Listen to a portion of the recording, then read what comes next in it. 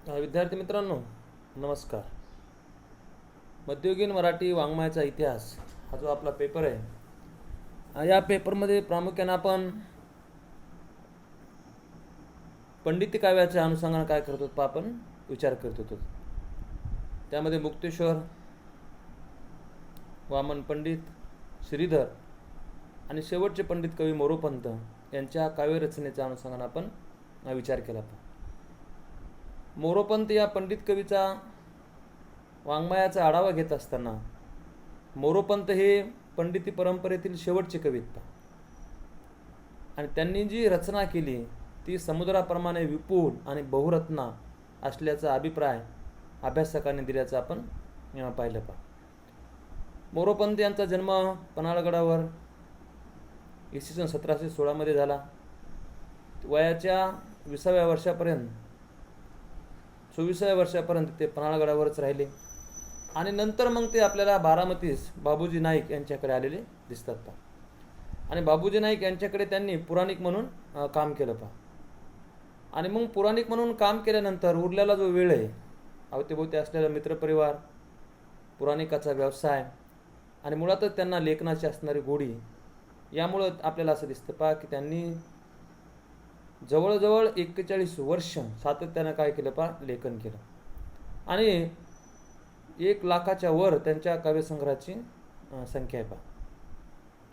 त्यांचं जवळजवळ 57,000 काव्यसंग्रह प्रकाशित आणि बाकीचं जे वाङ्मय त्यांचं ते आणखीन आजही अप्रकाशित अशा स्वरूपाचं वाङ्मय. एवढं विपुल स्वरूपाचं त्यांनी काय केलं लेखन केलेलं आपल्याला दिसून येतं. त्याचबरोबर आपण मोरोपंतांची लेखनामागलची भूमिका देखील आपण पाहिली. वाटे चरित्र त्यांचे आपण काही तरावया गावे अशी त्यांची वृत्ती. म्हणजे स्वतःचा उद्धार करण्यासाठी, या मनुष्यदेहातून मुक्ती मिळवण्यासाठी त्यांनी काय केलं सातत्याने लेखन केलेलं आपल्याला दिसून येतं. आणि त्यामुळं भक्तिप्रवणता हीच त्यांच्या वाङ्मय लेखनाच्या पाठीमागलची आपल्याला प्रमुख भूमिका दिसते. आणि त्यामुळं आपण असं पाहिलं की मोरोपंताच्या काळामध्ये महाराष्ट्रामध्ये फार मोठ्या प्रमाणामध्ये रणधुमाळी. या ठिकाणी पेशव्यांची सत्ता आहे. दिल्लीच्या तख्तावर कुणाला बसवायचं हे मराठी ठरवत आहेत. उत्तरेकडे मराठ्यांची घोडदौड सुरू आहे, अनेक पराक्रम गाजवत आहेत. आणि शेवटी आपल्याला असं दिसतं की 1761 पानिपतला जी तिसरी लढाई झाली त्यामध्ये मराठी सत्तेचा दारुण पराभव झाला. मराठी सत्तेला उतरती कळा लागली. एवढ्या मोठ्या घटना घडूनही याचा पुसटसा देखील संदर्भ आपल्याला मोरोपंताच्या लेखनामध्ये येताना दिसत नाही. त्याचं कारण असं आहे की भक्तिप्रवणता ही त्यांच्या लेखनाची काय होती प्रामुख्यानं भूमिका होती. आणि तरावया गावी स्वतःचा उद्धार करण्यासाठी त्यांनी धार्मिक लेखन केलेलं आपल्याला या ठिकाणी प्रामुख्याने दिसतं. राजकीय आणि सामाजिक जीवनाचे त्या काळातील पडसाद त्यांच्या वाङ्मयामध्ये उमटत नाहीत, हे आपण या अगोदरच्या तासिकेमध्ये पाहिलं. त्यानंतर आपण त्यांच्या वाङ्मयाचा आढावा घेतला. त्यामध्ये त्यांचा पहिला जो ग्रंथ आहे तो कुशलव आख्यान हा आपण पाहिला. तर हे रामायणावर आधारित आहे. प्रभू रामचंद्र यांची जी मुलं आहेत कुश आणि लव यांच्या अनुषंगाने हे आख्यान आहे. एकमेव मराठी साहित्यामधील ते आख्यान आपल्याला दिसतं कुशलव आख्यान म्हणून. आणि मग या आख्यानामध्ये अश्वमेघ यज्ञ झाल्यानंतर सीतेला त्याग करावा लागतो. सीता ही वाल्मिकी ऋषीच्या आश्रमामध्ये जाते. त्या ठिकाणी लव आणि कुश यांना ती जन्म देते. आणि मग अश्वमेघ यज्ञ केल्यानंतर प्रभू रामचंद्राचा घोडा पूर्व पृथ्वीवर भ्रमण करत असताना लव आणि कुश काय करतात त्या ठिकाणी अडवतात. त्या ठिकाणी घनघोर अशी लढाई होते. त्यामध्ये रामाच्या सैन्याचा पराभव होतो. शेवटी लक्ष्मण येतात, पण लक्ष्मणाचा पराभव होतो आणि मग प्रभू रामचंद्र यांचा देखील पराभव झालेला त्या ठिकाणी दाखवला. आणि मग लव आणि कुश सीता यांचं काय होतं भेट घडून येते. यावर आधारित हे काय आख्यान काव्य. याच्यामध्ये सीतेचा त्याग, सीतेने लक्ष्मणाकरवी रामास पाठवलेला निरोप यासारखे अनेक प्रसंग अतिशय बोलके झाल्याचे आपण पाहिलं. त्यानंतर मोरोपंत त्यांचा दुसरा जो ग्रंथ आहे की जो अत्यंत महत्त्वाचा आहे तो म्हणजे आर्या भारत. मोरोपंतांनी जे महाभारतावर ग्रंथ लिहिला तो त्यांचा खूप प्रसिद्ध आहे. त्यांच्या काव्यप्रतिभेचा विलास किंवा त्यांच्या कीर्ती मंदिराचा प्रमुख असणारा जो ग्रंथ आहे तो म्हणजे त्यांचं महाभारत आहे. आणि विशेष म्हणजे त्यांनी व्यासांनी सांगितलेलं जे महाभारत आहे ते महाभारत त्यांनी संक्षिप्त स्वरूपामध्ये सांगितलेले पहा. त्यांनी काही प्रसंग आपल्याला यामध्ये वगळलेले देखील दिसून येतात पहा. आणि सर्व रसाची निर्मिती आपल्याला या महाभारतामध्ये येताना दिसते पहा. विशेषतः ययाती, देवयानी, शर्मिष्ठा यांच्यावर असणारे जे आख्यान आहे त्यामधून शृंगार रस येतो. त्याचबरोबर दुष्यंत आणि शकुंतला यावरील आख्यानातून देखील शृंगार रस येतो. त्याचबरोबर कीचकवध, जरासंधवध किंवा कर्णपर्व, विराट पर्व, भीष्मपर्व या पर्वामध्ये देखील जे घनघोर अशी लढाई झाली त्यामध्ये देखील आपल्याला वीररस येताना देतो. आता विशेषतः धर्म, भीम, अर्जुन, कर्ण या सर्व पात्रांचे वेगळेपण या ठिकाणी मोरोपंतांनी दाखवलेलं आपल्याला या ग्रंथामध्ये प्रामुख्यानं दिसून येतं पहा. आणि त्यामुळे त्यांचा अत्यंत प्रसिद्ध असणारा जो दुसरा ग्रंथ आहे तो आर्या भारत म्हणून ओळखला जातो तो आपण या ठिकाणी पाहिला पहा. त्यानंतर आपण मोरोपंतांचे तिसरा जो ग्रंथ आहे तो संकीर्ण रामायण हा पाहिला पहा. मोरोपंतांनी जवळजवळ 108 रामायणे लिहिलेली. मोरोपंत हे रामभक्त आहेत आणि साहजिकच ते रामभक्त असल्यामुळं रामावर त्यांनी जवळजवळ 108 रामायण लिहिलेले आपल्याला दिसून येतात पहा. आणि या रामायणामधून त्यांची भक्ती जास्त दिसते पहा. त्यामध्ये दंडकारण्य अशी वेगवेगळी त्यांनी रामायणं लिहिलेली. केवळ रामाच्या कथेचं स्मरण करणं हा त्यांचा काय पहा प्रामुख्याने उद्देश आहे. आणि त्यामुळं मग स्वतःचा उद्धार करण्यासाठी, स्वतःला तरुण जाण्यासाठी ह्या भवसागर रूपी समुद्रातून त्यांनी रामायण लिहिलेले आपल्याला दिसून येतात पहा. संकीर्ण रामायणाबरोबरच नंतर त्यांचा पुढचा जो ग्रंथ आहे तो पहा भागवती प्रकरण आहेत. त्याच्यामध्ये वामन चरित्र आहे, ध्रुव चरित्र आहे. यामधून देखील त्यांची हरिभक्ती आपल्याला प्रामुख्यानं दिसून येते पहा. हरीचं महात्म्य त्यांनी या ठिकाणी सांगितलेलं आपल्या लक्षामध्ये येतं. आणि त्यानंतर आपण पुढचा जो ग्रंथ त्यांचा पाहिला पाहतो म्हणजे कृष्ण विजय. महाभारतातला जो प्रामुख्यानं प्रमुख पात्र आहे तो म्हणजे श्रीकृष्ण. आणि मग या श्रीकृष्णाच्या विजयाची कथा त्यांनी कृष्ण विजय या ग्रंथातून आपल्याला सांगितलेली दिसून येते पहा. भागवताचा आधार घेत, महाभारताचा आधार घेत त्यांनी काय केलं पहा ग्रंथ लिहिलेला आपल्याला दिसून येतो. इतर अनेक त्यांनी उपकथानकं वगळलेली. फक्त श्रीकृष्णाच्या जीवनातील महत्त्वपूर्ण घडामोडी त्यांनी याच्यामध्ये सांगितलेलं आपल्याला प्रामुख्यानं दिसून येतात पहा. आज आपल्याला ज्या मोरोपंतांची स्फुट रचना पाहिजे पहा लक्षात घ्या. म्हणजे कुशलवाख्यान, आर्या भारत, त्याचबरोबर त्यांची संकीर्ण रामायणे, भागवती प्रकरणे आणि कृष्ण विजय या प्रमुख ग्रंथानंतर आपल्याला असं दिसतं पहा की मोरोपंतांनी काही स्फुट रचना लिहिलेली पहा. आणि या स्फुट रचनेमध्ये हे त्याच्यामध्ये श्लोक केकावली हा त्यांचा शेवटचा ग्रंथ म्हटला पाहिजे पहा. पंताची जी स्फुट रचना आहे त्याच्यामध्ये श्लोक केकावली आहे.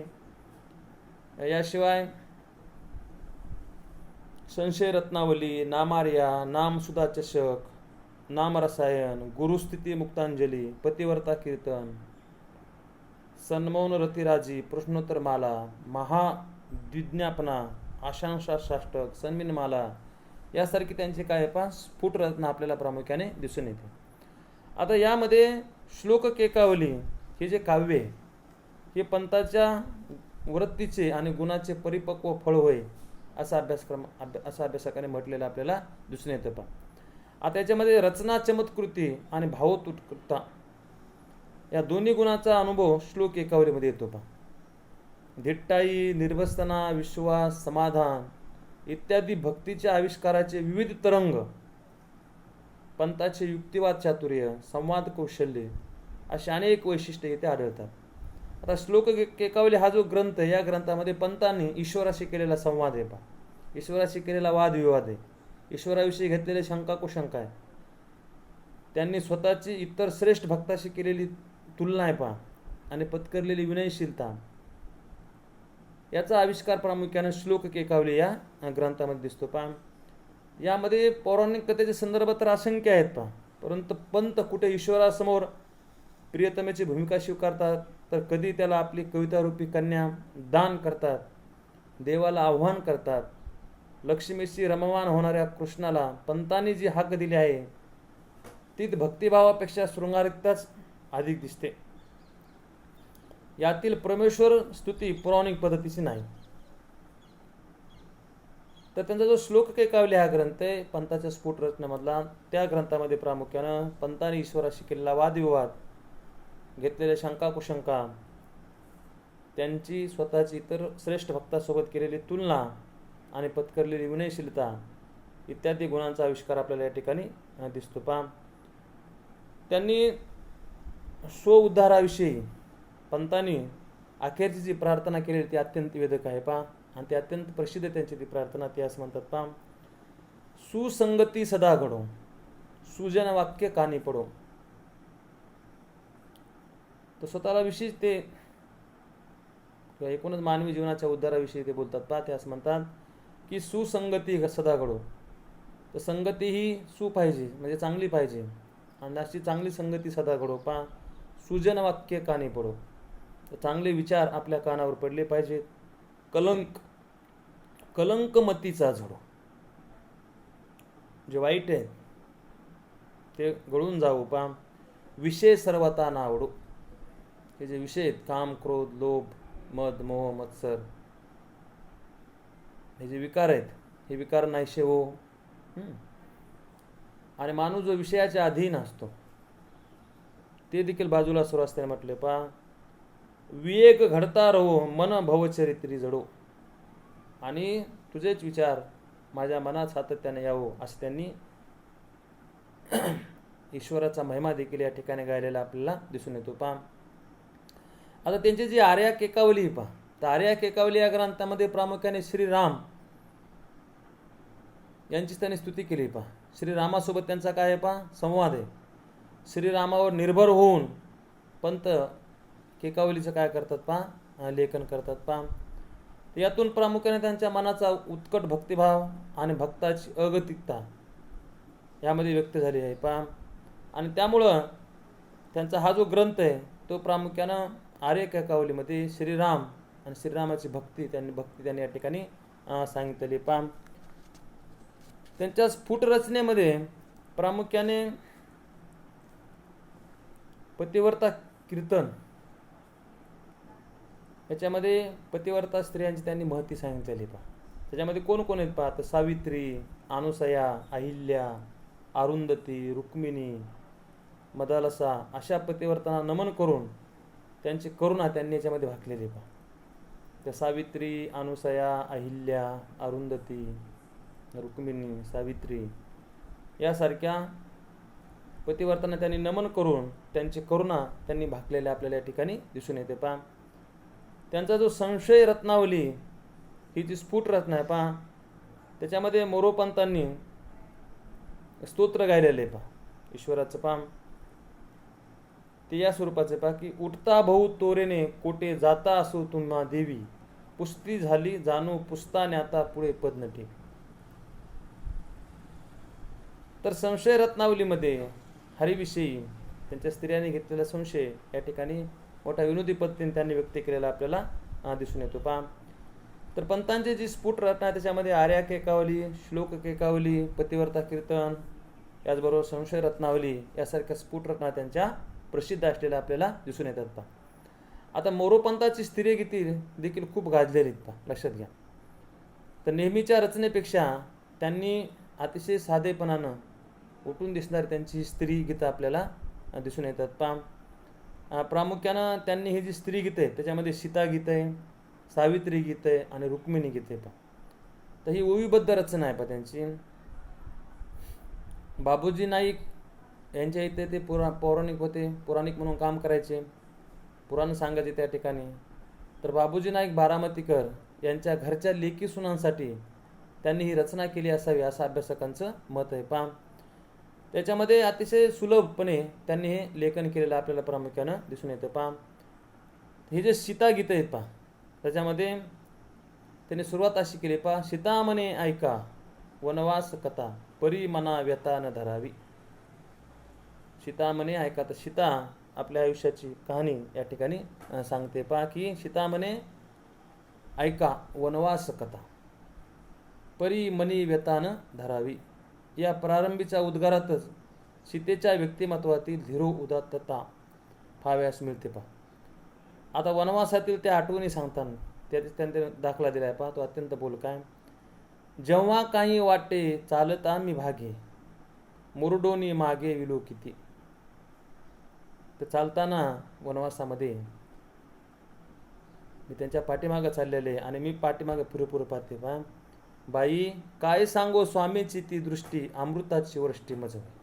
काय म्हटले पहा, मी जेव्हा वळून प्रभू रामचंद्राकडे पाहत होते तेव्हा ते माझ्याकडं अमृताची वृष्टी मज होय. त्यांची दृष्टी त्यांनी माझ्याकडे पाहिल्यानंतर अमृताचा वर्षाव व्हावा असं मला भास होतो पहा. आत्रीच्या आश्रमे नेले मज वाटे, माहेरचे वाटे खरं.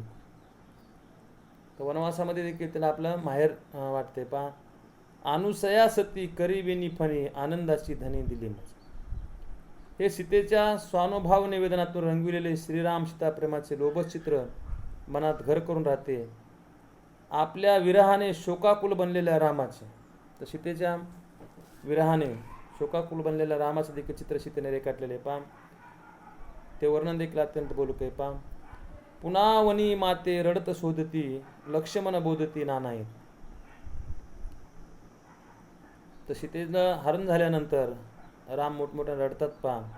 लक्ष्मण त्यांना बोध करतात. आलंगिल्या वल्ली वियोगे भ्रमले. तर ते सीता म्हणून वृक्षांना कसे आलंगीन देतात आणि रात्रभर रात्रंदिवस कसे शोध घेतात याचं त्यांनी चित्रण केलेलं आहे पहा. हे सीतेने रेखाटलेले चित्र जितके उत्कट तितकेच नाविन्यपूर्ण आहे.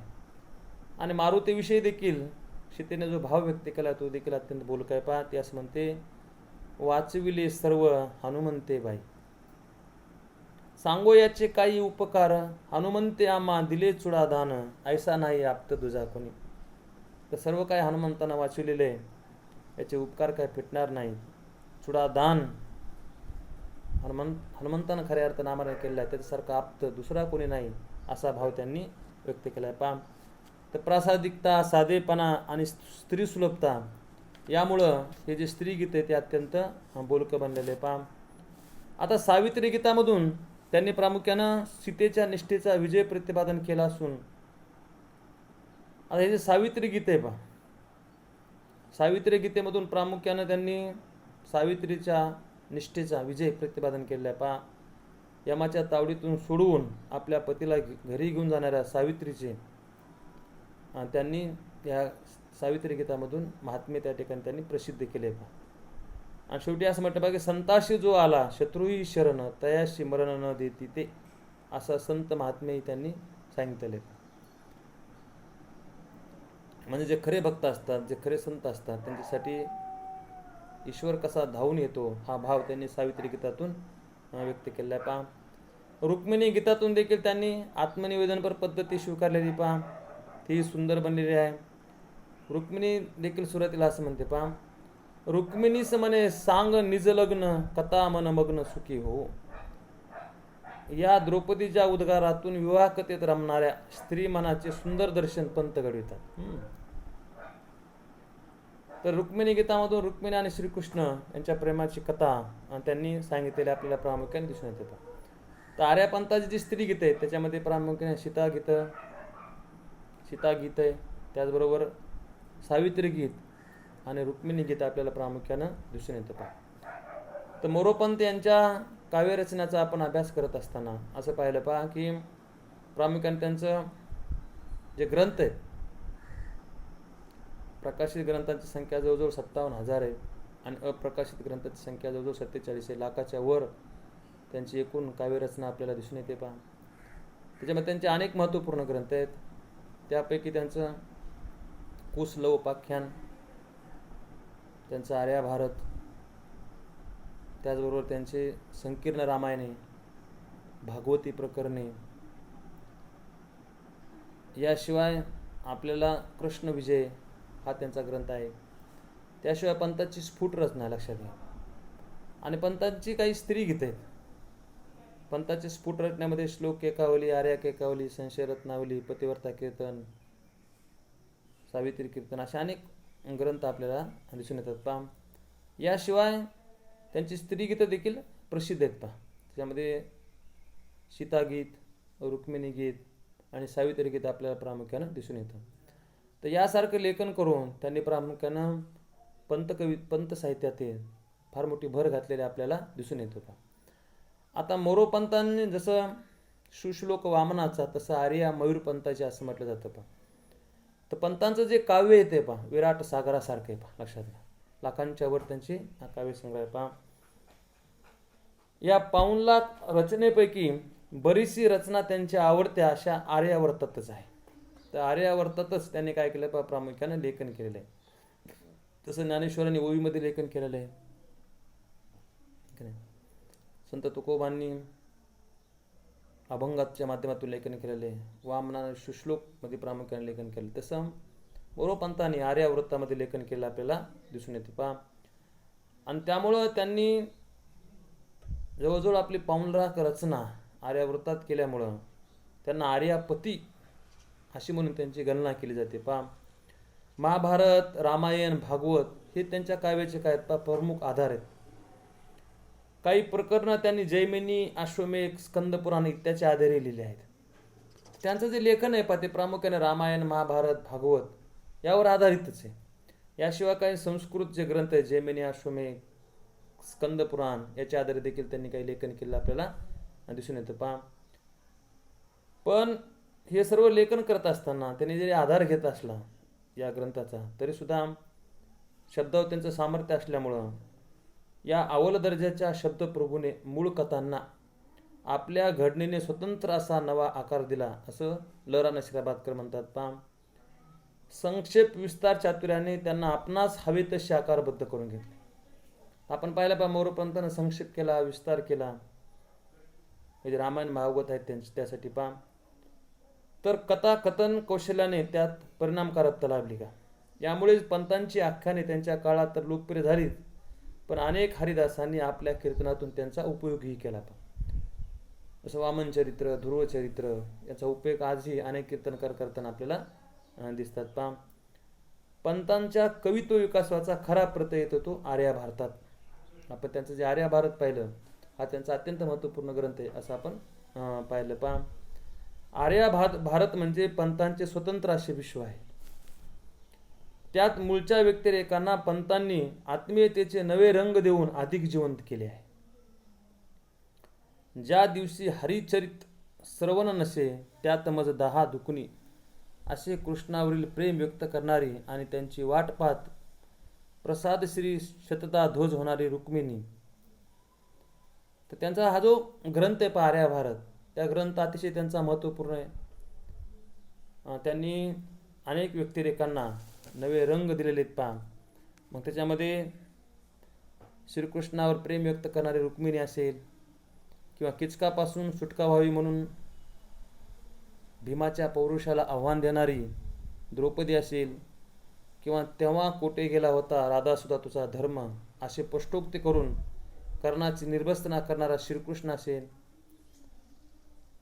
किंवा मग सीतेबद्दल शोक करताना हसत कर्म करावे बालिश भाऊ बायकात बडबडणारा असे अनेक स्वतंत्र व्यक्तिमत्व असणारे पात्र त्यांनी निर्माण केलेले आपल्याला दिसून येतात पहा. आणि त्यामुळं त्यांचा अत्यंत महत्त्वपूर्ण ग्रंथ आपल्याला असल्याचं दिसून येतं पहा आर्या भारत. आता मोरोपंताचं भाषेवर प्रचंड प्रभुत्व लक्षात घ्या. आणि त्यामुळं त्यांच्या ग्रंथामध्ये अनेक सुभाषितं अनेक अलंकार दिसतात पहा. ते काही उदाहरणं त्यांनी या ठिकाणी दिलेले आहेत पहा. जरी उकरड्यात पडला मळला न हिरा तथापि सामान. तर हिरा उकरड्यामध्ये पडला काय आणि मळला काय तरी त्याचं मोल काही कमी होत नाही. हिरा हिराच असतो पहा. किंवा हसत कर्म करावे भोगावे रडत त्याची परिणामी. तर तुम्ही जसे कर्म करता तसे त्याचे तुम्हाला फळ भेटतात ही देखील मन सुभाषित येतं पहा. किंवा फारच बरी निरय गती परवशता शतगुणे करीचाच. किंवा पुरुषे आरंभावे कर्म न पौरुष कदापि सोडावे. तर पुरुषत्व कधी सोडू नये असताना म्हटलेले पहा. किंवा जो मृदू लागे तो दडपो शिशु फार ऊन भाता ते. असे कितीतरी चरण उदाहरण म्हणून देता येतील.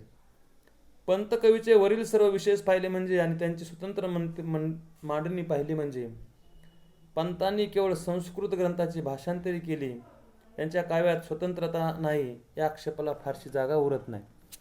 तर त्यांनी फार मोठ्या प्रमाणामध्ये लेखन केले पाहिजे. त्यांच्यावर काही जरी आरोप केलेले असले तरी त्यांचे एकंदरीत जे लेखन आहे ते आपल्याला असं दिसतं पहा की ते मराठी कवितेमध्ये किंवा एकंदरीत मराठी साहित्यामध्ये त्यांनी मौलिक भर घातलेले आपल्याला या ठिकाणी दिसून येतं पहा. तर संत काव्यानंतर आज आपलं पंडित काव्य देखील या ठिकाणी प्रामुख्याने संपलेले पहा. आपण संत तुकाराम, संत रामदास हे संत काव्यातील 2 संतांचा अभ्यास केला आणि पंडिती कवितेमधील प्रामुख्यानं मुक्तेश्वर, वामन पंडित, श्रीधर आणि मोरोपंत यांचं जे वाङ्मय आहे त्या वाङ्मयाचा आपण थोडक्यात इतिहास पाहिला पहा. त्याची वाङ्मयीन वैशिष्ट्ये आपण अभ्यासली पहा. आता आपला शेवटचा भाग राहिलेला तो म्हणजे तंत साहित्य किंवा शाहिरी काव्य. त्याच्यामध्ये काही शाहीर आहेत आणि नंतर काही बकर गद्य आहे पहा. 2 बकरी तुम्हाला अभ्यासक्रमाला, एक सभासदाची बकर आणि दुसरं भाऊसाहेबाची बकर, आणि 5-6 शाहीर त्यांच्या रचनेचा आपल्याला इथून पुढे पुढच्या तासिकेमध्ये विचार करायचा आहे पहा. धन्यवाद.